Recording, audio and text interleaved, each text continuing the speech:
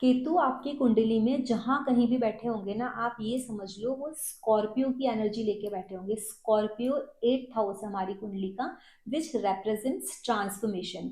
अब जब ये ट्रांसफॉर्मेशन होगा, हमेशा आप देखोगे केतु की एक आदत है, पहले वो एक शॉक देंगे, उसके बाद वो चेंजेस लाएंगे। तो ध्यान रखना कि जहां कहीं भी केतु बैठे हैं वहां स्कॉर्पियो की एनर्जी कुछ छुपा हुआ है। तो वहां से वो चीजें जानना, इवन ट्रांसफॉर्मेशन आएगा तो ज्यादा परेशान होने की जरूरत नहीं है, उस पेन की जरूरत नहीं है, बिकॉज दैट इज स्वाभाविक, वो आना ही है। पेंडिंग कर्मा है, Ketu represents your past life, वो आपका पास्ट कर्मा है, पास्ट डीएनए, आपके कार्मिक डीएनए को रिप्रेजेंट कर रहा है। तो जो हमने कर्मा किया है, ठीक है, उसको जाने दो। और उसको जिस रूप में वो आता है ना, उस रूप में नेचुरली आप उसको ना मतलब बोलते हैं ना, एक बहुत स्वाभाविक रूप से, एक नेचुरल वे में उसको एक्सेप्ट करना सीख जाओ।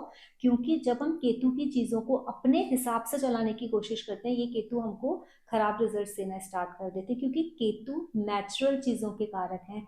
तो केतु में आप कोई मिलावट नहीं कर सकते, क्योंकि केतु के ना सर है ही नहीं, वो सोच ही नहीं सकता, और आप सोच के चीज को मैनिपुलेट करोगे वो खराब हो जाएगा। केतु हृदय है, क्योंकि यहाँ से ही स्टार्ट होते हैं, तो पहला जो आता है वो हृदय आता है।